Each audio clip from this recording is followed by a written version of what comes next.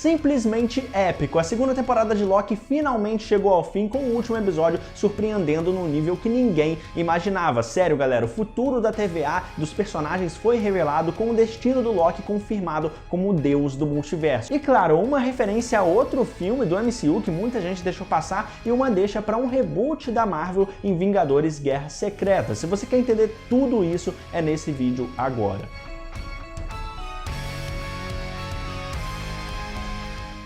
Fala nerds, eu sou o Lucas, sejam muito bem-vindos ao Experiência Nerd. E nos últimos tempos a gente teve muita incerteza sobre o futuro da Marvel, né? A fase 4 foi bem complicada, a fase 5, que já começou com alguns filmes e séries bem decepcionantes, né? Por exemplo, Quantumania e mais recentemente as Marvels, e tudo fica pior também no mundo das séries, com Invasão Secreta, que desperdiçou em muito o potencial de uma grande saga da Marvel, né? Mas pra sorte dos fãs, veio então a série do Loki pra mudar tudo isso, dar uma revigorada no hype, né? Que tava precisando, desde Guardiões da Galáxia Volume 3, que a gente não tem um produto bom da Marvel pra gente consumir. E a primeira temporada já foi muito boa, né? Em vários momentos, o conceito muito interessante mesmo. Eu já tinha falado com vocês que eu tenho alguns problemas com alguns personagens, a construção deles e tal, mas em geral foi uma série muito boa mesmo pra Marvel, muito diferente de tudo que a gente já tinha visto. E agora a segunda temporada, que já começou muito bem, né? E se manteve até bem na maioria dos episódios, a partir do episódio 4, principalmente, o episódio 4,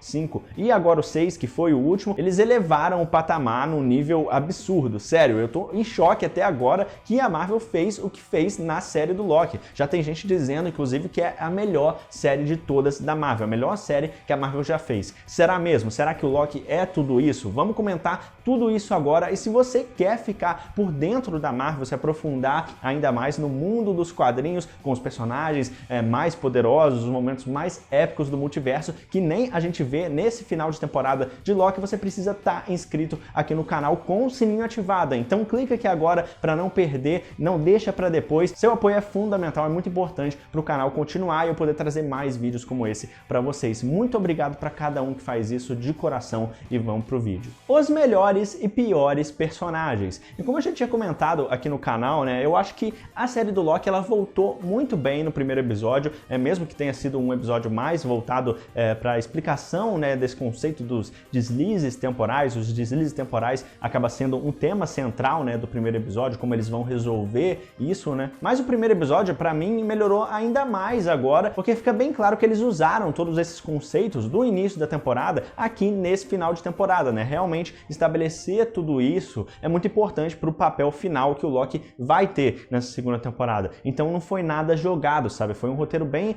certinho no que eles queriam entregar e resolver no final, já que basicamente agora o Loki ele vai ser a chave central do multiverso daqui pra frente. Mas enfim, antes da gente partir para essa parte, vamos focar nos personagens agora, né? Uma impressão mais geral que eu tive da série, para depois a gente explicar tudo que rolou no último episódio, o que fica daqui pra frente na Marvel. Mas primeiro, os melhores personagens para mim, de novo, foi a dupla do Loki e do Mobius, né? Já deu muito certo na outra temporada, mas dessa vez com uma novidade, que é o Obi, o Ouroboros. E sério, o Ke Huy Quan, o de Goonies, Indiana Jones e mais recentemente o Tudo em Todo Lugar ao Mesmo Tempo, né? Foi o melhor personagem pra mim em várias cenas. Ele tem um jeito muito específico, né? Que só ele mesmo tem, e muito carismático também, explicando as coisas pro Loki e pro Mobius de um jeito que não fica ruim também, fica bem mais fácil de entender, e ele realmente tem muita personalidade e tal, então é uma adição muito legal pra série. E não só isso, como ele é um personagem que tá ali pra explicar, mas ele é muito importante também. Ele tem esse papel, mas ele é muito importante para tudo que acontece na segunda temporada, ainda mais nesse final. Então dá pra ver que ele se importa com o que tá acontecendo também, e a gente entende, né, mais o lado dele quando a gente vai também ver o seu passado, o verdadeiro passado dos personagens. Aliás, essa é uma das melhores coisas lá do episódio 4 e principalmente do episódio 5, que é o dos flashbacks, né? Porque geralmente quando a gente tem um episódio flashback numa série pra explicar as coisas, né, então meio que para a história ali pra voltar atrás, geralmente é ruim, porque eles querem alongar demais, né? Eles querem enrolar pra não dar a resposta que a gente precisa ter. Mas esse episódio, ele pra mim foi muito emocionante, sério, porque o jeito que eles conectam tudo, a reviravolta no final, foi tudo muito bom. A gente realmente fica indo pro passado dos personagens, e a gente se apega a eles, né? A gente descobre que o Obi, por exemplo, era um escritor de ficção científica, mas não conseguia fazer os livros dele serem um hit, na verdade, né? E aliás, ele não conseguia nem colocar eles na biblioteca para vender. Então é muito legal esses personagens que a gente foi acompanhando, a gente não sabe qual a vida deles antes, nem eles mesmos sabem, né? E a gente descobre aqui, e é tudo encaixadinho mesmo, principalmente o Ouroboros e o Mobius, que tem uma resolução ali muito, muito legal. E é muito divertido também, né? Que é a melhor parte é quando ele diz, o Ouroboros diz pro Loki que, ele ainda tem um livro sobrando, sendo que tinha um monte de livro, de pilhas de livro ali atrás dele, né? Perto dele ali. Aí ele, nossa, que sorte! E também quando ele descobre que ele escreveu o livro da TVA, né? Que tá por todo lugar lá na TVA. Então ele finalmente conseguiu um livro que é um best-seller no final. E, além disso, de toda essa carreira que ele quer de escritor, ele também é um físico, mas ele queria poder se demitir para focar só em escrever, né? Mas não tem como não se identificar com ele. Tipo, toda hora eu queria dar um abraço ali no Ouroboros, ser amigo dele, porque, coitado, ele perdeu tudo só para construir o Tempad e reunir o grupo de novo, né? E, aliás, muito legal também que ele mora em um lugar que é muito parecido com a própria estrutura que ele tem lá na TVA, né? E a gente vai descobrir o motivo disso depois com o paradoxo que o Loki cria, né? E do mesmo jeito para mim que foi com o Ouroboros, o Mobius na primeira temporada já tinha sido um dos melhores personagens e agora de novo, né? A gente finalmente vê o passado dele aqui também com os jet skis que ele tanto falava e o motivo dele sonhar com o jet ski, né? Já que ele tinha 2 jet skis para andar, um dele e um da esposa que ele perdeu. Então agora ele é um pai solteiro, né? Precisando cuidar dos 2 filhos. E todo esse lado do Mobius só mostra como ele é um cara legal de verdade, né? Realmente ele deixou tudo ainda mais humano e o final dele voltando para casa depois do sacrifício do Loki foi muito bonito mesmo, tipo, bonito demais. Muito legal ver que ele fala simplesmente que, vou deixar o tempo passar. Tipo, é muito bom essa parte, muito bom depois que o Loki, ele conseguindo ouvir isso também, ver isso, né? Porque no 6º episódio, inclusive, o Loki, ele tem uma conversa com ele ali, né? Do que deve ser feito, na verdade, e ele conta também, o Mobius conta a história de que ele já foi um caçador e não conseguiu podar uma criança, um garoto de 8 anos, o que faz totalmente sentido, né? Porque mesmo ele e os outros personagens tendo a memória apagada, ele ainda sente bastante e se importa ao ponto de não conseguir podar o garoto que estava criando as ramificações, então dá um contraponto muito legal com a vida dele antes, né? E por isso, inclusive, a Renslayer, que era parceira dele, teve que fazer isso. Então na hora ele não fala assim que era ele, mas fica bem claro pro Loki e tal, que ele estava falando dele mesmo. E é legal como desde os primeiros episódios o Mobius vai sendo confrontado, né, sobre o seu passado e no final da temporada a gente finalmente tem uma resolução disso. Porque como eu disse, o final do Mobius na série, galera, a direção da cena quando ele volta pra casa, tudo foi tão perfeito que eu até fico na dúvida se eu quero que eles mexam no personagem de novo, sabe? É aquele tipo de final, assim, que a gente gosta tanto que a gente nem quer que eles toquem depois. Porque ele fala com o Loki, né, que a TVA nunca deu conforto pra ninguém. E agora, finalmente, ele conseguiu aproveitar um pouco da vida que ele tinha antes. Então, o pior momento do Mobius pra mim mesmo na temporada, que eu acho que todo o restante foi muito bom, é quando o roteiro ele faz dá essa derrapada já no 2º episódio, né? Já que eles tentam alongar demais toda aquela história lá do X5 com um interrogatório na TVA. E no final, para tentar subverter a expectativa, né? Eles fazem o Mobius perder o controle ali, né? E o Loki ter que conter ele. Mas, tipo, o roteiro realmente ele consegue ser consistente, mas em algumas partes ele dá essa deslizada, né?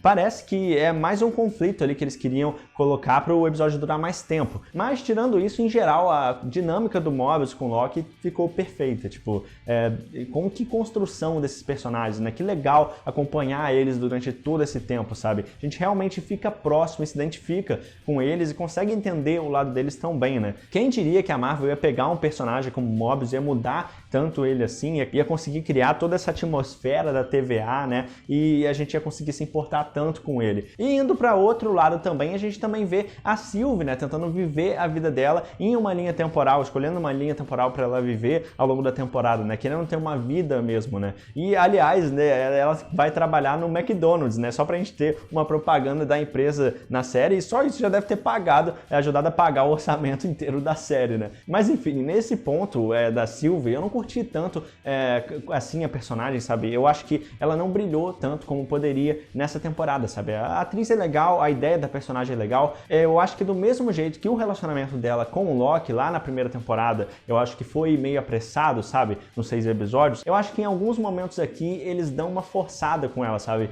Principalmente no segundo episódio e no episódio 4. Mas o que salva mesmo, vocês vão notar que é uma constante aqui nessa análise, é o final da temporada, né? Que até consegue resolver vários problemas. Foi muito bom todo esse contraponto que eles dão para a primeira temporada e as consequências dela matar aquele que permanece, eles voltando, né, para aquela cena. Muito bom mesmo. E para completar também, um ponto que não é tão positivo assim é o Casey, né, que tem mais papel nessa temporada junto com a B15, mas eles ficam meio jogados na história, sabe? Principalmente a B15, que não tem muito papel aqui como poderia, e provavelmente ela vai ser explorada mais daqui para frente, né, já que ela praticamente toma a liderança então da TVA. Mas o passado dela como médica e o do Casey também como criminoso, que eu realmente não esperava por isso que ele ia ter cometido crimes antes, que ele estava preso, mas esses dois personagens eu acho que faltou mais coisa, sabe? Tipo, não foram tão importantes assim para a história como os outros. Não é necessariamente um problema eles não serem tão importantes, mas eu acho que poderia ter trabalhado um pouco melhor.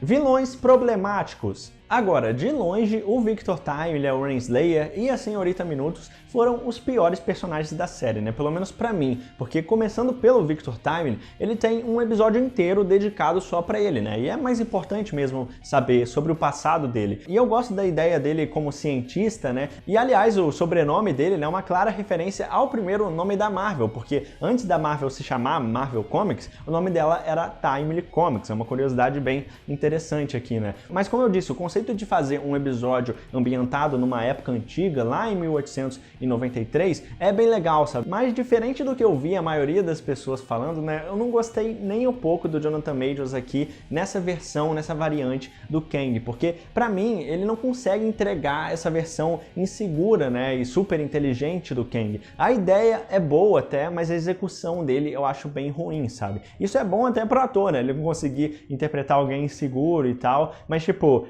eu acho que pro personagem ele não conseguiu vender isso muito bem, e os atores eles precisam se transformar, né, de acordo com cada versão. Eu sei que é difícil, deve ser difícil fazer várias versões diferentes do Kang e ficarem tão diferentes assim, mas diferente da maioria das pessoas que falaram que, nossa, como que tá diferente um do outro, realmente tá, mas eu acho que o Victor Timely, ele é muito caricato, mas caricato de um jeito ruim, sabe? Fica forçado pra mim. Em vários momentos dessa série que ele interage com os outros personagens, fazendo aquele sotaque e tal, eu acho que passa um pouco do ponto. E tudo isso pra mim só piora mesmo com a relação que ele tem com a Renslayer e a Senhorita Minutos, né? Porque fica muito mal explicado a motivação delas e, tipo, como que a Renslayer se interessou tão rápido assim pelo jeito do Victor. E já no episódio 4, depois do episódio 3893, a gente tem o episódio 4 que é muito bom de novo, principalmente no final, né? Tudo fica ainda mais tenso no final. O ponto mais fraco pra mim é justamente essa construção da Renslayer e da Senhorita Minutos como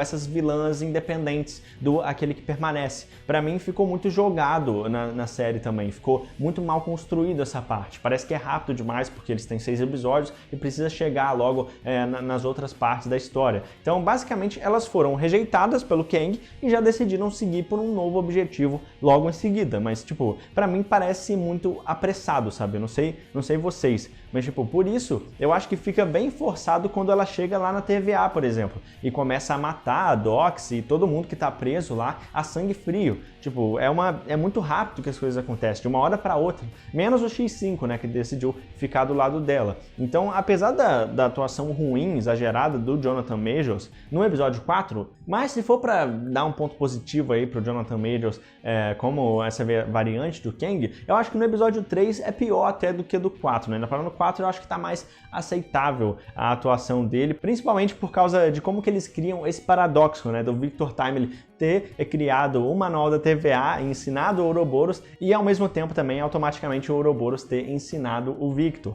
Então um meio que ensina o outro, um meio que cria o outro. Claro que mais pro final isso vai mudar com o Loki e tal, mas é bem legal ver essas essas brincadeiras que eles fazem aqui. E, aliás, o nome Ouroboros, né, vem justamente dessa ideia da mitologia nórdica, que é a serpente de Midgard, que é uma serpente que é tão grande que consegue morder a própria cauda e tem uma relação com o Ragnarok. Ela meio que anuncia que o fim do mundo está chegando. Então, ao mesmo tempo que ela representa também um ciclo e looping sem fim, é um verdadeiro paradoxo, que é exatamente o que a gente vê aqui. Então, todo esse lado do Victor e do Ouroboros foi perfeito para mim. Eu gostei muito dessa parte que eles estão tentando entender ali o tier temporal e fazer o plano deles acontecer. Então, depois dessa série, eu acho que realmente seria uma boa ideia a Marvel chamar o roteirista da série, mesmo que tenha esses problemas assim, para ele fazer outras coisas, né? Ele disse já que ele tem vontade de escrever o filme dos Vingadores. Eu não sei se é nesse nível, mas tipo, eu acho que eles poderiam testar mais vezes para ver se dá certo. Quem sabe também não dá para saber se o roteirista queria mais episódios ou fazer de forma diferente, e a Marvel também pediu para ele fazer desse jeito, né? Talvez os problemas que eu digo aqui é mais da Marvel do que do roteirista, mas isso não dá pra saber muito bem. Mas o lado bom é que realmente muita coisa que precisava avançar na saga do multiverso avançou nessa temporada do Loki. A gente tem muita coisa pra discutir pro futuro também. Loki é herói ou vilão? E para terminar a análise dos personagens, a gente precisa falar justamente sobre ele, né? O Loki, que é o deus da trapaça, que foi um grande vilão para Marvel, mas agora tá mudando ainda mais, né? Tá mudando completamente. Porque a gente tinha visto uma evolução do Loki lá na primeira temporada, e claro, eu já disse que eu não curti tanto assim como que ele tem um relacionamento tão rápido e muda tão rápido depois que ele conhece a Sylvie, né? Principalmente pensando que esse Loki era o mesmo Loki lá do primeiro Vingadores, mas enfim, tirando isso, eu gostei bastante de como que foi acontecendo depois, né? Depois disso, depois de aceitar esse Loki mais anti-herói, e para essa temporada eu já tinha acostumado, né? Então eu acho muito interessante o contraponto que eles fazem do Loki com o Thor, quando o Thor também foi banido de Asgard, né? Então ele acaba mudando o seu jeito de ser depois de conhecer a Jane Foster, e a mesma coisa acontece aqui com o Loki, né? Conhecendo a Sylvie. Então é muito legal até esse contraponto, muito legal também que eles dão uma referência para outros momentos da Marvel, como por exemplo quando o Loki tentou usar o Tesseract no Tony Stark lá no primeiro Vingadores. E eles usam tudo isso para discutir justamente tudo o que o Loki já fez, como ele é um vilão. E do mesmo jeito, o outro ponto importante do Loki foi quando ele conversa com a Sylvie, né, sobre acreditar e deixar de acreditar na mudança e na melhora da TVA, que constrói muito bem os personagens, já que o Loki ele sabe muito bem das consequências de seguir nesse caminho mais fácil, né, com a maldade que ele fez já nos outros filmes, principalmente nos Vingadores, né? E o caminho mais difícil é, na verdade, consertar tudo, tentar consertar tudo, que é o que ele e o Mobius estão tentando fazer desde a primeira temporada. Mas quem diria, né, que o Loki do primeiro filme do Thor, do primeiro filme dos Vingadores, se importaria com as vidas das pessoas que ele conhece e até as que ele não conhece. E ele falaria sobre esperança, teria alguma esperança, né? Então a ideia deles levarem o Victor Timely até a TVA é uma ideia bem arriscada também, mas eu gostei de como isso aconteceu no último episódio e tal. Então, para fechar o diálogo que ele tem com a Sylvie no episódio 4, quando ela diz que eles vão precisar ter esperança demais para dar certo e eles estão brincando de Deus, e ele responde: nós somos deuses. Foi muito irado essa parte, foi muito maneiro também ver o diálogo que o Loki tem lá no episódio 2 sobre ele ser ou não um vilão, né? A Marvel não esquece isso, interessante isso também, né? Porque a grande verdade é que hoje em dia o Loki nem é mais um anti-herói, né? E sim um herói mesmo, como eu disse. Mas é bom saber também que eles não se esquecem e nem tentam fingir também que o Loki sempre foi bonzinho, né? Porque ele já fez muita atrocidade, né? Problemas e reviravoltas. Mas claro, galera, sobre os problemas da série a gente tem algumas inconveniências nos episódios também, né? Por exemplo, no episódio 4, quando o Victor Time ele é capturado pelo X5. Tipo, é meio forçado quando ele vai lá pegar o café depois de ver o Mobius, o bebê, se interessar tanto assim, né? E também tudo piora com a Renslayer, né? Que é podada pelo X5, que foi enfeitiçado pela Sylvie, mas a Renslayer nem tenta reagir antes disso. Então, basicamente, é o final dela ali, depois a gente vê ela no episódio 6 retornando. Mas, tipo, pra mim, o arco dela, Senhorita Minutos, e o Victor Timely foi bem decepcionante. Pra mim, as duas, principalmente, foi bem ruim. Mas todo o final do episódio 4 é muito intenso e faz valer a pena todos esses outros problemas, né? Porque, inclusive, a morte do Victor Timely foi bem inesperada pra mim também, porque a gente fica sem saber, né, o que vai acontecer. Até que vem o episódio 5 do flashback e no final a gente tem a maior revelação de todas, quando o Loki finalmente consegue controlar os deslizes temporais que ele tem desde o início da temporada, né? E o Obi até explica isso, né, que ele não foi pro passado dos amigos dele à toa, não é aleatório, porque o Loki ele não só consegue deslizar no tempo, como ele também consegue se mover no espaço. Então o episódio dos flashbacks também conecta diretamente com a evolução do Loki, tanto a nível pessoal quanto também os poderes que ele tem, porque aqui é que fica claro mais do que nunca que ele não quer ficar sozinho, nem perder os seus amigos, né? E é quando ele percebe que isso vai acontecer que ele finalmente consegue controlar o deslize temporal, voltando antes da explosão da linha do tempo. Então é a partir disso que a gente tem tudo preparado para a grande finalização da série, porque é claro que não ia ser tão fácil assim, né? Porque é o último episódio que a gente tem o ápice de tudo, né? E o toque genial que o final da temporada deu pro Loki se tornar algo muito maior, porque aqui a gente tem toda a busca do Loki para consertar o tier temporal, ganhar mais tempo, né? E ele vai fazendo incontáveis deslizes temporais para conseguir fazer o Victor Timely chegar ao ponto de apertar o botão da máquina no tempo certo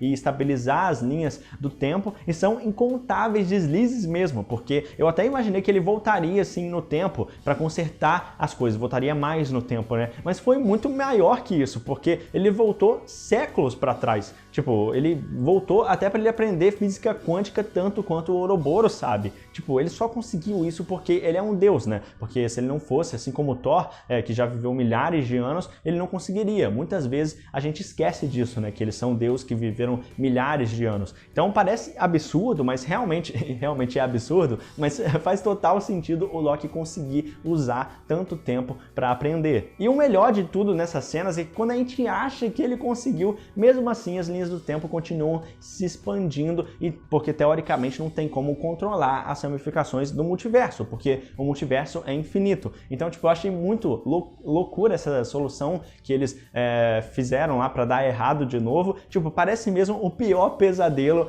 você ficar séculos para aprender uma coisa e no final dá tudo errado de novo, porque tem que dar errado, né? E se essa ideia dele voltar no tempo várias vezes já foi muito boa, né? É a partir disso, nesse episódio, que a gente tem um momento mais importante de todos. A melhor versão do Kang. E galera, tudo melhora ainda mais nessa série quando o Loki consegue um feito ainda maior, que é voltar no tempo até o momento que a Sylvie matou o Aquele que Permanece. Então a gente tem o momento final da primeira temporada sendo refeito aqui. E agora sim o Kang tem a melhor aparição dele até agora. Tipo, muito melhor que Quantumania e melhor que o Victor Timely que a gente tem nessa própria temporada, né? Aliás, o Kang até imita o Victor lá no momento, então parece até que ele tá zoando com a própria interpretação, né? Mas, tipo, sem dúvida, o Aquele que Permanece, ele passou muito mais ameaça, e a melhor cena é quando a gente descobre, né, que ele já sabia sobre os deslizes temporais do Loki, e o que aconteceu exatamente o que ele queria que acontecesse. Mas o Loki também conseguiu ir além do que a gente esperava também, porque agora ele também consegue parar o tempo da Sylvie do mesmo jeito que o Kang consegue. Então, eu não esperava mesmo por isso, foi muito top essa parte, foi muito irado mesmo ver o Loki todo poderoso e confiante assim, muito legal. E o melhor ainda é ver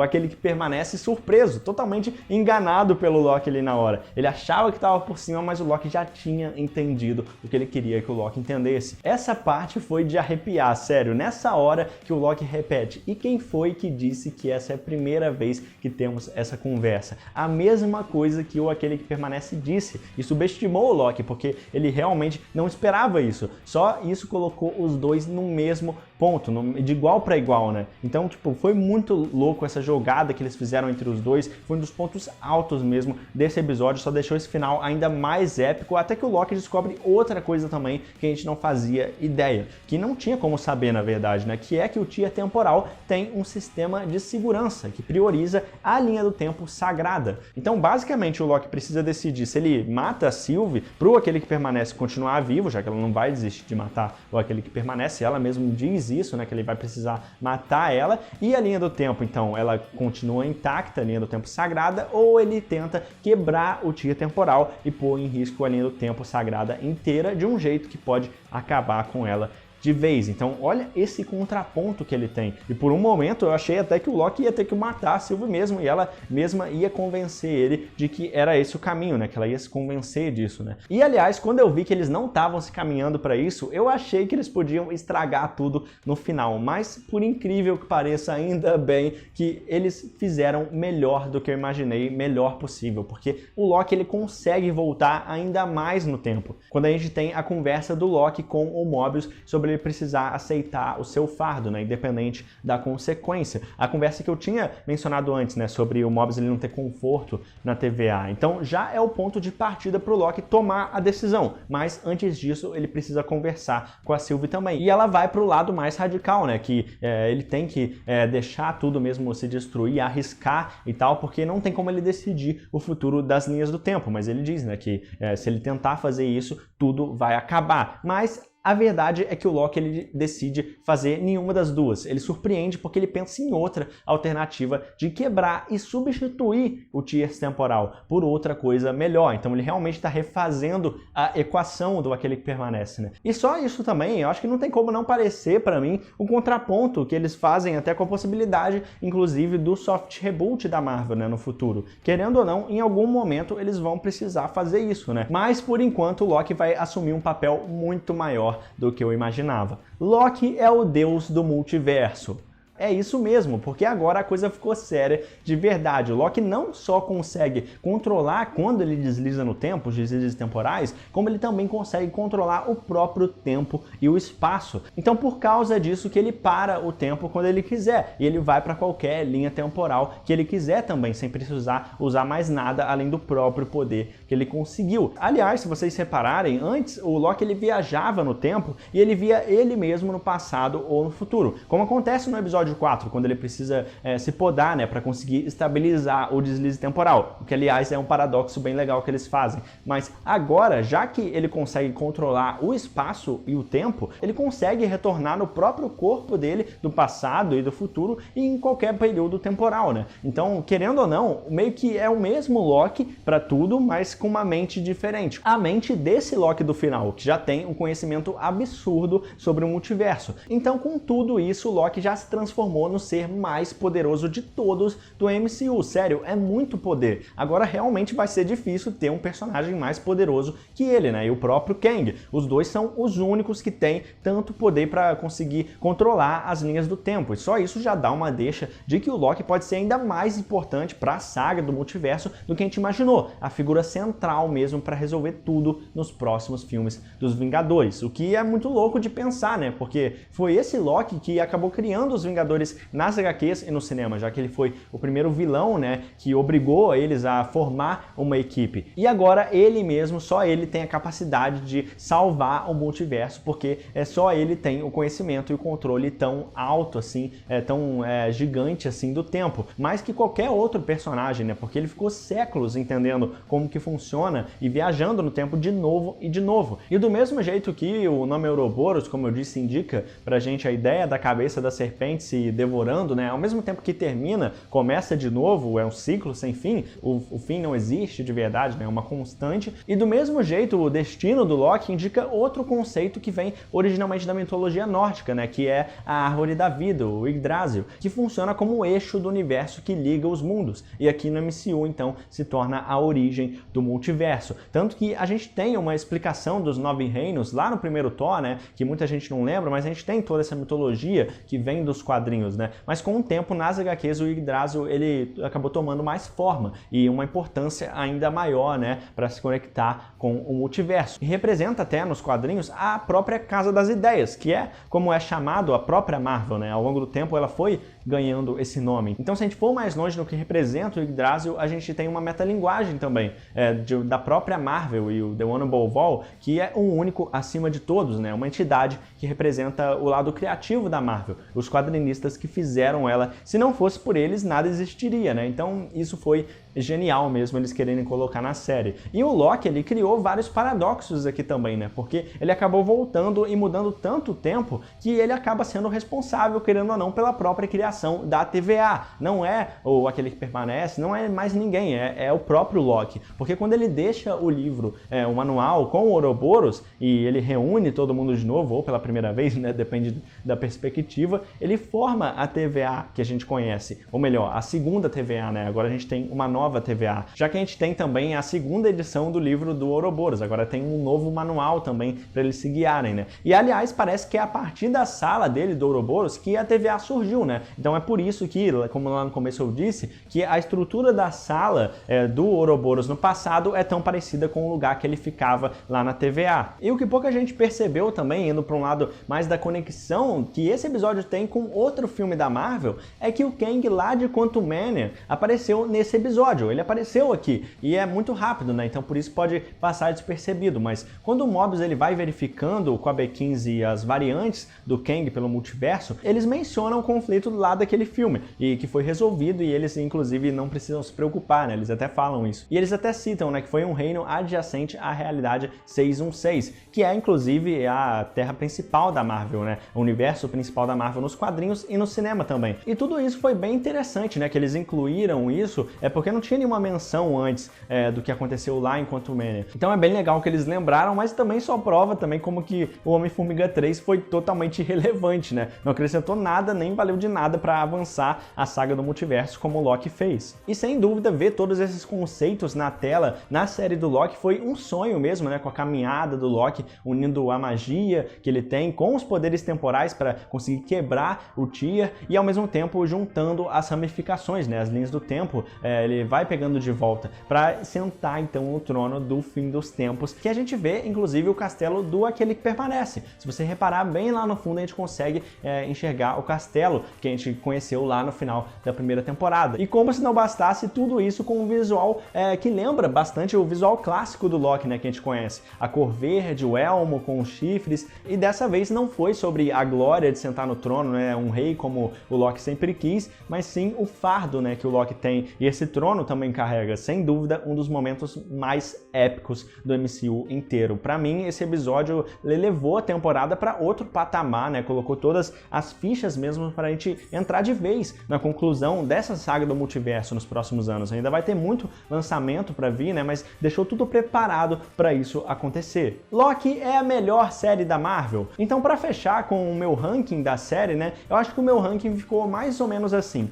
O episódio 1 eu achei um bom episódio de começo, o 2 foi mais regular, né, por causa da cena do interrogatório, eu acho que se alonga demais. O 3 para mim foi ruim por causa, apesar de ter uma ideia legal, mas por causa da atuação do Jonathan Majors e também da Renslayer, a Senhorita Minutos, eu não acho tão bom assim esse arco que elas tiveram. O 4 é muito bom de novo e termina de um jeito bombástico, né? O 5 foi muito legal ver o passado deles e a gente tem a grande revelação do Loki controlando os deslizes temporais, e o 6 foi excelente, né? O 4, o 5 e o 6 foram muito bons, principalmente o 5 e o 6 foram excelentes pra mim, eu gostei bastante mesmo. Uma pena só que muitas pessoas não estão dando tanta moral pra esse final do Loki como deveriam, né? Talvez por causa da complicada fase que a Marvel tá passando com Quantumania, as Marvels, algumas séries como Invasão Secreta, Miss Marvel, Mulher Hulk, e realmente deixou a desejar, né? Mas quem sabe a partir de agora a Marvel se reestabeleça de vez, né? Ela já tá fazendo isso com uma grande reestruturação dos planos